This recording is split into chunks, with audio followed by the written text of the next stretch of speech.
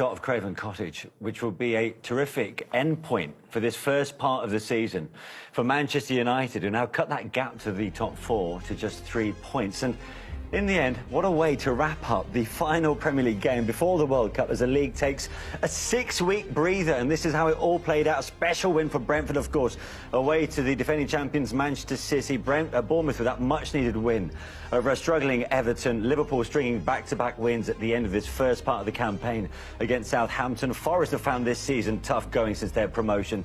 They picked up a needed win themselves at home to Crystal Palace.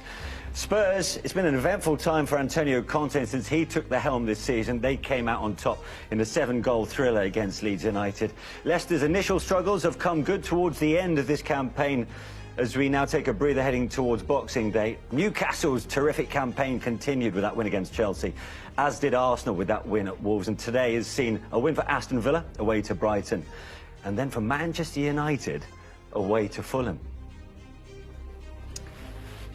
This will make good reading for Arsenal fans. They sit top of the table for the next 6 weeks. 5 points clear at the summit on 37 points. Manchester City then the second on 32. Both have played a game fewer. The Newcastle in third on 30 points. And Tottenham, who are in the final Champions League place on 29. Manchester United sign off in 5th place, just 3 points shy of the top four, having played 14 games. Liverpool 7 points off the top four with a game in hand. Brighton in the final European place. Chelsea are in 8th, 8 points off the top four. Fulham and Brentford complete the top 10. Wolves will prop up the table until Boxing Day on 10 points, 4 points adrift of safety. Joining the bottom three by Southampton and Nottingham Forest. Everton West Ham is safe by just a point. Leeds 2 points clear of the drop zone. Bournemouth 3. Leicester have a 4-point cushion. Aston Villa up to 12th, safe by 5 points, with Palace just above them. Bruno, Christian, have we just seen a bit of magic secure all 3 points for Manchester United? Yeah, I think in the end we're just happy with the 3 points, and I think it was a hard-fought game on the both ends, but yeah, no, we're very pleasing with the 3 points in the end. Bruno, you've spoken about him. Just how much talent does Alejandro Garnacho have?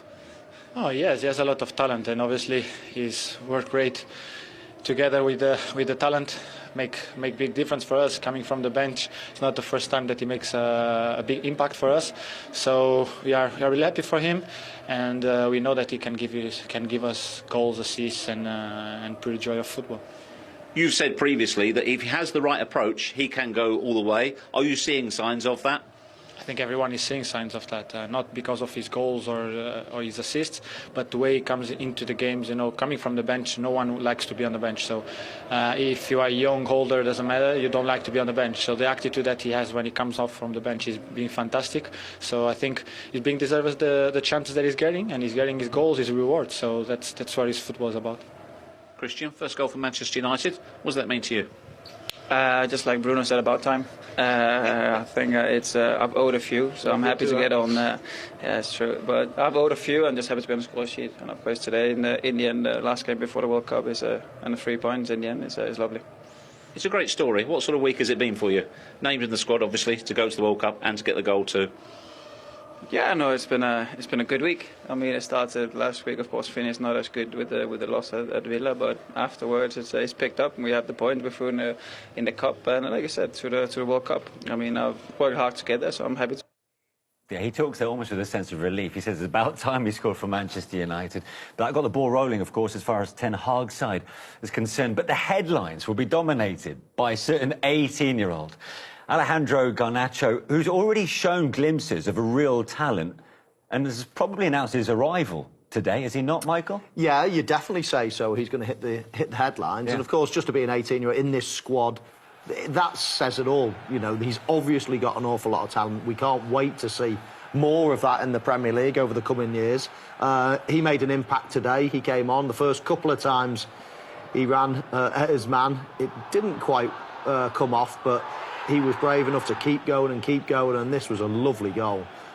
He just feeds it inside. Look how direct he is. He feeds it inside, continues his run, and he just strokes it into the corner. No panic whatsoever. Even when I watch it now, I'm not quite sure how he gets on the end of it, because he seems like he's second best behind Decordova-Reid, but he somehow shows a burst of acceleration, gets himself in there, But as we said, he's so direct. He knows exactly where he wants to go with the ball, whether he's running without the ball or running with the ball.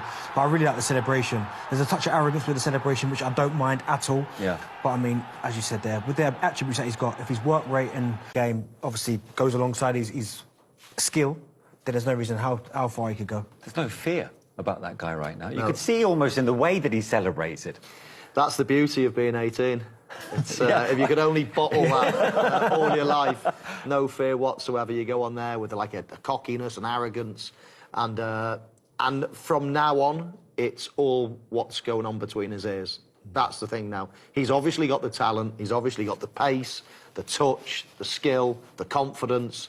Now it's not getting carried away, and it's what's between his ears that's going to make the difference between whether he's just going to be a one-hit wonder or whether he can have a nice career in the game. Now, you see, this is interesting. So he's already, of course, had an effect in the first team, 2 goals and 2 assists in his last 4 appearances. But there have been public quotes from Bruno Fernandes and Erik ten Hag, his coach, talking about his attitude, how in pre-season he maybe arrived late on a couple of occasions, and that his attitude needed to improve. In a way, while it was questioned at the time, was it right to do that on a youngster? Will it serve him better in the long term? I think it will serve him better. I mean, coming from the manager, I'd say, OK, fair enough. Yeah. I didn't quite like it when it came from Bruno, because I thought you've got to protect some of these young players, and I get it if there was something going on in pre-season, maybe keep that in-house, to let the senior players kind of deal with it. But the fact that the coach came out and said it, OK, you hold your hands up, but it will serve him in good stead, because everyone's seen the attributes, everyone's seen the quality that he's got moving forward onto the pitch. He can score goals, he can create. But it's about now getting on the training pitch, working hard. Maybe trying to, I know it's going to be hard playing for a club like Manchester United, but keeping a low profile, working hard, and let the rest take care of itself. But, Michael, you don't want that to kind of raise its head again today of all days, because this is a moment where you should be talking about him positively, right? Absolutely, yeah. No, and we are. I mean, it's a big worry, though. You know, it's a big worry at 18, and the manager has already come out publicly. Bruno has come out publicly and spoken about attitude. I mean, that should be ironed out right away. I know in the Manchester United dressing room that I was in, it would be ironed out, and previous years. So I just hope this dressing room, which I think it would be strong enough to deal with it internally, as Dan says. It is quite worrying that that's been put out in the open, but hopefully he is, you know.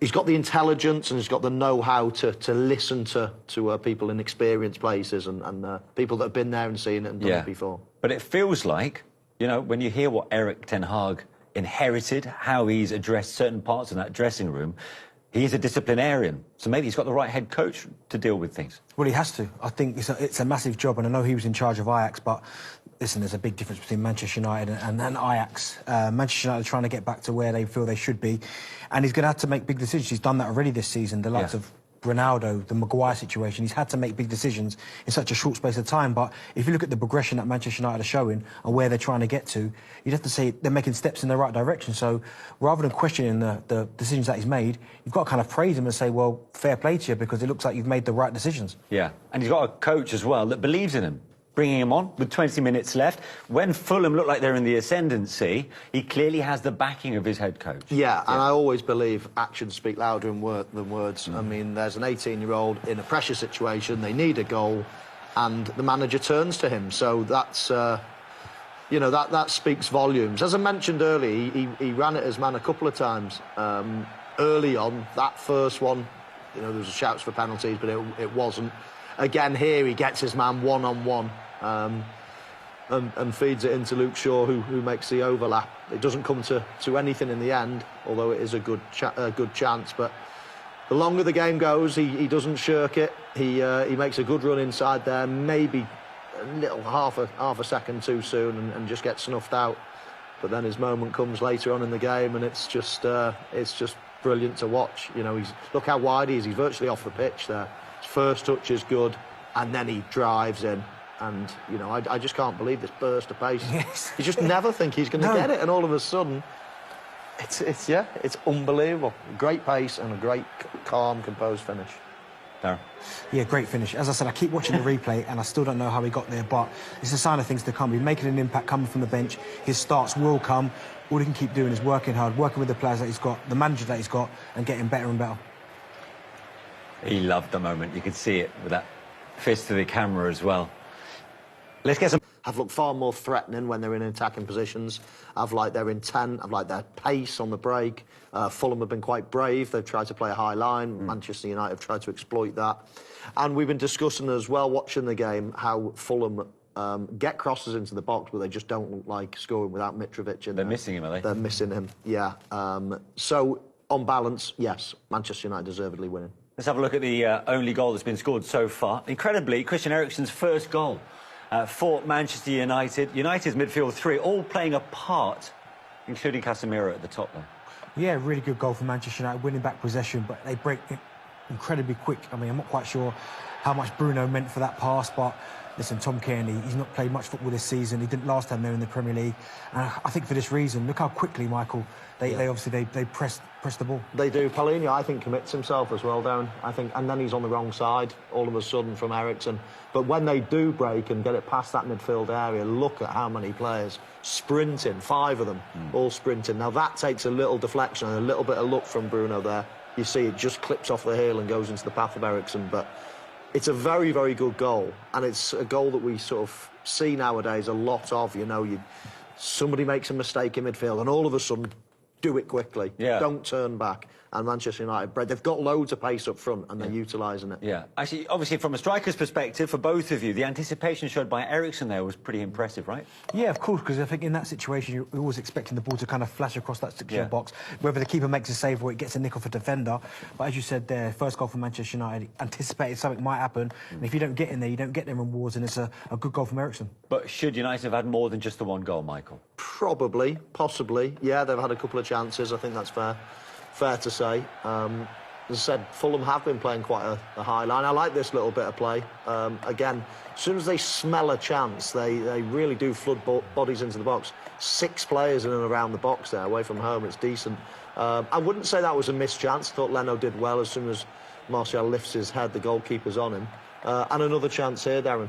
Yeah, really good chance. I mean, Eriksen, again, breaking into the box, probably should hit the target. I know it's on his weaker side and it's on the stretch, but it's a fantastic ball from Bruno because he can't even see Eriksen, Michael. He doesn't see Eriksen. He definitely doesn't mean this. I've looked at it a load of times. He's looking into the box. He thinks Martial's pulling onto the penalty box. And in fact, if he did lift his head up, he'll see that Eriksen was way behind his man. It ended up looking like a great ball, and it was certainly a good chance, but it would have been a fortuitous ball. Yeah. Definitely. Would have been a killer blow for Fulham, wouldn't it, to go in 2-0 down at the break? Yes, because they've played all right. Yeah. They've had a fair bit of possession, and they played all right.